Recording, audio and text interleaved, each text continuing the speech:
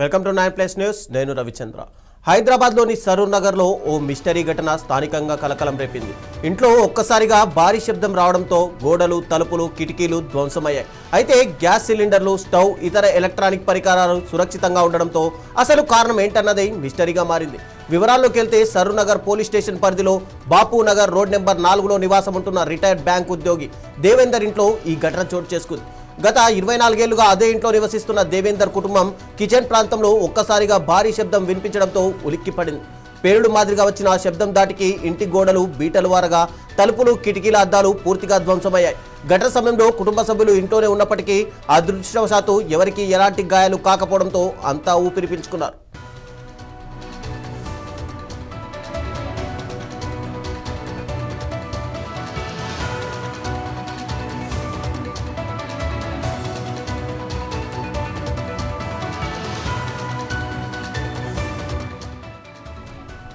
ఘటన అనంతరం gas stove, 3 gas సిలిండర్లు, ఫ్రిడ్జ్, గీజర్తో పాటు ఇతర ఎలక్ట్రానిక్ పరికరాలను పరిశీలించగా అవన్నీ సురక్షితంగా ఉండడం మరింత మిస్టరీగా మారింది.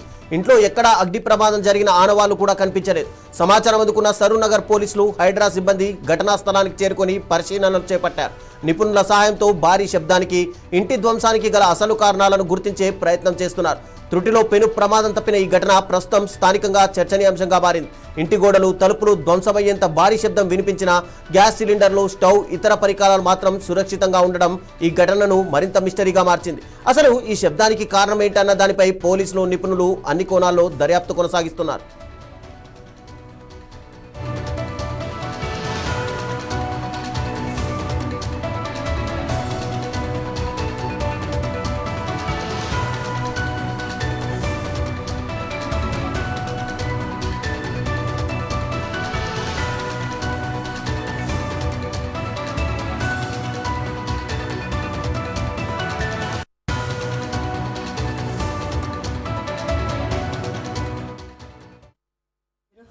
దేవేంద్ర, మా బాబు విశాల్. మేము ముగ్గురం ఇంట్లోనే ఉన్నాము. మా ఆయన అప్పుడే టిఫిన్ తీసుకొని కూరగాయలు తీసుకొని వస్తానని వెళ్ళిండ్రు. నేను అప్పటిదాకా బయట నిలబడి మా ముంగటి వాళ్ళతో మాట్లాడుకుంటా నిలబడ్డా. మళ్ళీ వచ్చి ఇక్కడ సోఫాలో కూర్చోగానే అప్పుడే పెద్ద బ్లాస్ట్ అయింది. నేను అనుకున్నా ఏమన్నా భూకంపం వచ్చిందేమో అనుకున్నా. అంత పొగ, అంత మట్టి అంతా లేచింది. అది చూస్తే ఏంది, మొత్తం డోర్లు, గోడలు అన్ని పడిపోయి ఉన్నాయి. అది సిలిండర్ వేలింది అనుకున్నాను, కానీ సిలిండర్ ఇంటాక్ట్ ఉంది. సిలిండర్ పేలలేదు. ఒక సిలిండర్ అయితే ఇప్పుడు రన్నింగ్ లో ఉంది, ఒకటి 2 పక్కకున్నాయి. నిండువి ఉన్నాయి. నేను పెద్ద సౌండ్ అయ్యేసరికి నేను వెళ్ళి చూసేసరికి మొత్తం గోడలు పడిపోయి ఉన్నాయి. నాకేం అర్థం కాలేదండి. ఫ్రిడ్జ్ అడ్డం పడింది. ఫ్రిడ్జ్ బాగానే ఉంది, ఇంటాక్ట్ ఉంది. అది డైనింగ్ టేబుల్ మీద ఒరిగింది కింది. గోడలు పడ్డందుకే పడిపోయింది. అది ఆ అల్మారి కూడా ఇరిగిపోయింది ఆ గోడలతోటి. ఆ గోడలు, అంత పెద్ద గోడలు ఎట్లా పడ్డాయో అదే అర్థమైతలేదు. నాకేం అర్థమైతలేదు అది ఎట్లా బ్లాస్ట్ అయిందో. అదేదో బ్లాస్ట్ లాగా అయిపోయింది. మా ఆయన పేరు దేవేంద్ర, మా బాబు విశాల్. మేము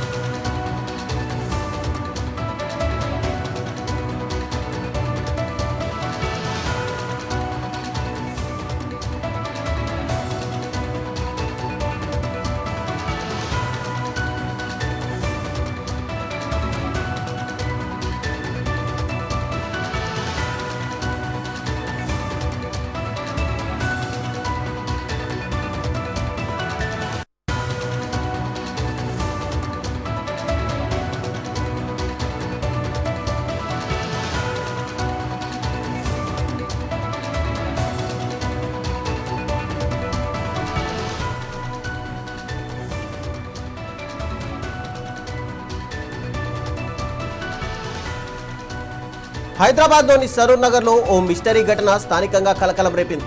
ఇంట్లో ఒక్కసారిగా భారీ శబ్దం రావడంతో గోడలు తలుపులు కిటికీలు ధ్వంసమయ్యాయి. అయితే గ్యాస్ సిలిండర్లు, స్టవ్, ఇతర ఎలక్ట్రానిక్ పరికరాలు సురక్షితంగా ఉండడంతో అసలు కారణం ఏంటన్నది మిస్టరీగా మారింది.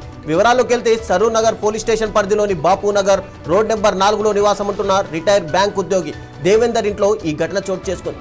గత 24 ఏళ్లుగా అదే ఇంట్లో నివసిస్తున్న దేవేందర్ కుటుంబం కిచెన్ ప్రాంతంలో ఒక్కసారిగా భారీ శబ్దం వినిపించడంతో ఉలిక్కిపడింది.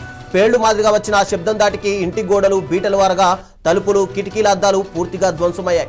ఘటన సమయంలో కుటుంబ సభ్యులు ఇంట్లోనే ఉన్నప్పటికీ అదృష్టవశాత్తు ఎవరికి ఎలాంటి గాయాలు కాకపోవడంతో అంతా ఊపిరి పీల్చుకున్నారు. ఇక ఘటన అనంతరం గ్యాస్ స్టవ్, 3 సిలిండర్లు, ఫ్రిడ్జ్, గీజర్తో పాటు ఇతర ఎలక్ట్రానిక్ పరికరాలను పరిశీలించగా అవన్నీ సురక్షితంగా ఉండడం మరింత మిస్టరీగా మారింది.